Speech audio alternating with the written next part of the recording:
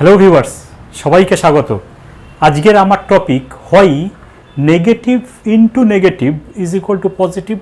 দেখো, আমরা বীজগণিত অঙ্ক করতে গিয়ে যখন মাইনাস মাইনাস গুণ করি রেজাল্ট বসাই পজিটিভ, ঠিক আছে, মেনে নিই।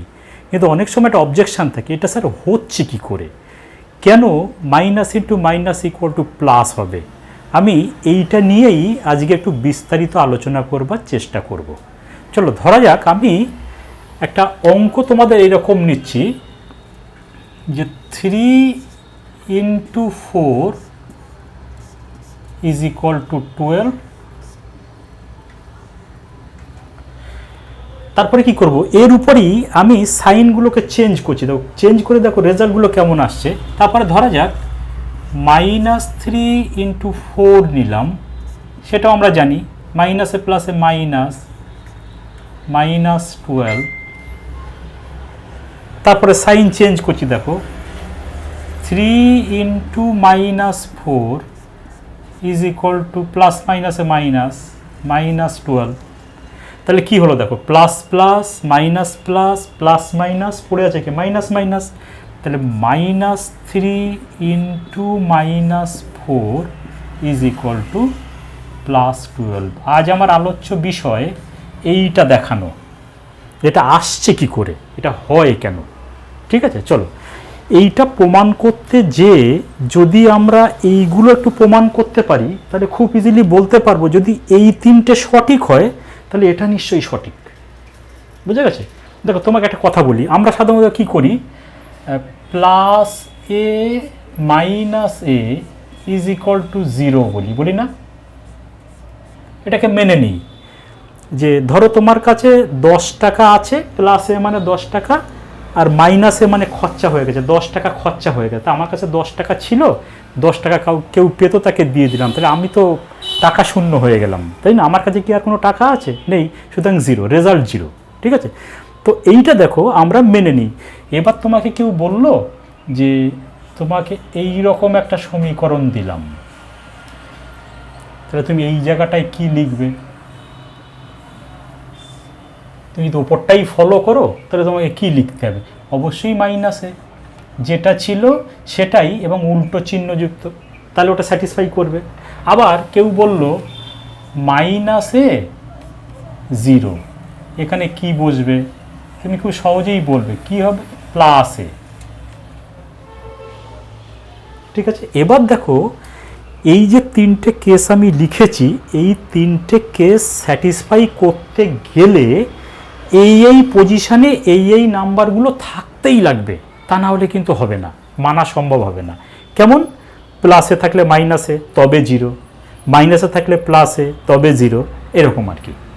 তো এইরকম কোনো একটা ক্যারেক্টারকে যদি আমি অঙ্কের রেসপেক্টে ফলো আপ করাতে পারি তাহলে আমি তোমাদেরকে বলবো যে হ্যাঁ, minus into minus equal to plus ঘটনা সত্য ছিল।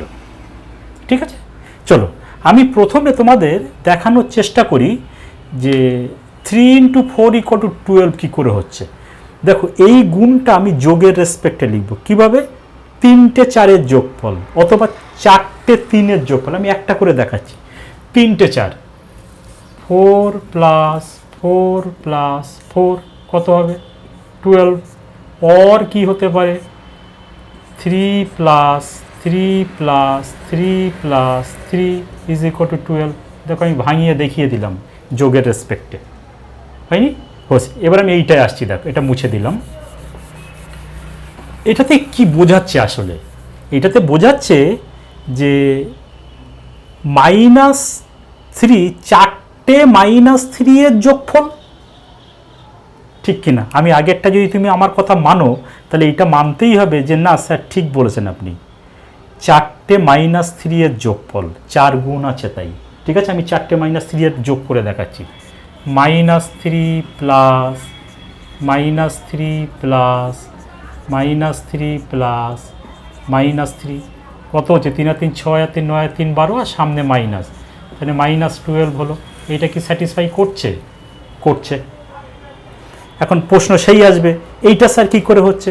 দেখো, 3টে -4-এর যোগফল না? হ্যাঁ, নিশ্চয়ই তাই। আমি -4, 3টে -4 যোগ করে দেখাচ্ছি, দেখো -12 আসছে।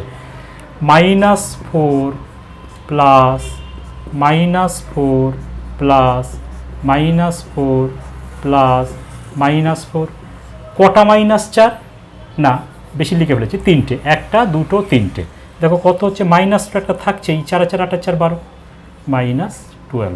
এতক্ষণে তো উপরের 3টে আমি এই একই ফর্মুলার রেসপেক্টে মেলাতে পেরেছি। এবার আমি আমার আসল লক্ষ্যে, আসল বক্তব্যে আসব। সেটা কি, যে মাইনাস মাইনাস কেন প্লাস হচ্ছে। ঠিক আছে, চলো এবার দেখো, আমরা তো এটুকু জানি যে -4 প্লাস 4 ইজ ইকুয়াল টু 0। এই যে আমি লিখেছিলাম, প্লাসে মাইনাসে যদি 0 হয় তাহলে নিশ্চয়ই -4 প্লাস 4 ইকুয়াল টু 0 বা -3 প্লাস 3 ইজ ইকুয়াল টু 0। আমি এটা পাই, দেখো -4 প্লাস 4 ইজ ইকুয়াল টু 0। কেন হবে না? মাইনাসে প্লাসে যদি 0 হয়, কেন হবে না -4 প্লাস 4 ইজ ইকুয়াল টু 0? এবারে কি করব, এবারে আমি বোথ সাইডসে -3 দিয়ে গুণ করে দেব।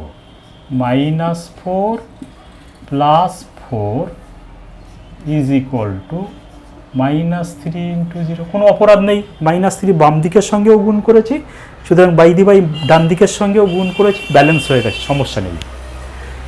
এটা কি দিচ্ছে দেখো, সেপারেট গুণ করি, -3 ইন্টু -3 ইন্টু +4, -3 ইন্টু -4, তারপর একটা কী হবে বলো, প্লাস -3 ইন্টু +4ই লিখলাম, +4 ইজ ইকুয়াল টু, কোনো কিছুর সঙ্গে 0-র গুণ মানে 0, -3-র সঙ্গে 0-র গুণ মানেও 0। ঠিক, দিস গিভস -3 ইন্টু -4 প্লাস, এবারে আমি দেখো -3 ইন্টু +4 ইকুয়াল টু -12 পেয়েছি, আমি প্রমাণ করে দেখিয়েছি, তাহলে ওইটা আমি লিখব, এটা আমি -12ই লিখব, এটা আমি প্রমাণ করে পেয়েছি, কিন্তু মাইন্ড ইট, আমি এটা তোমাকে দেখিয়েছি ভেঙে ভেঙে। -3 ইন্টু +4 -12, এটা আমি আগে থেকে আমি প্রমাণ করেছি এবং মেনে নিয়েছি, তাহলে সেই রেজাল্টটা আমি এখানে বসালাম, ইজ ইকুয়াল টু 0 থাকলো। এবার আমি আমার আসল কথায় আসছি, দেখো -12 হয়ে আছে, 0 হয়ে আছে, তাহলে এইটা কি হতে লাগবে? কি বলেছিলাম আমি, প্লাসে এইটাকেই তুমি ধরো না, তাহলে এইটা যদি +20 না হয়, 20 না 12, সরি 3 4 12, +12 না হয়, তাহলে এই সমীকরণ কি স্যাটিসফাই করবে?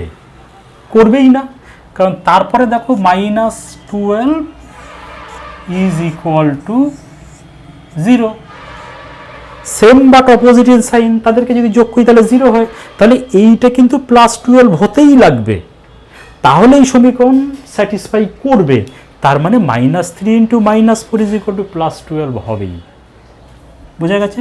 এবং এখান থেকে আমরা প্রমাণ করতে পারি যে minus into minus is equal to plus, অর্থাৎ negative into negative is equal to positive. চলো তোমরা একটু কাজ করো, সেটা কি, আমি একটা HW দিয়ে যাই, তোমরা সেই HWটা এই রেসপেক্টে প্রুভ করার চেষ্টা করো। 5 মানে -5 ইন্টু -6 ইজ ইকুয়াল টু 30।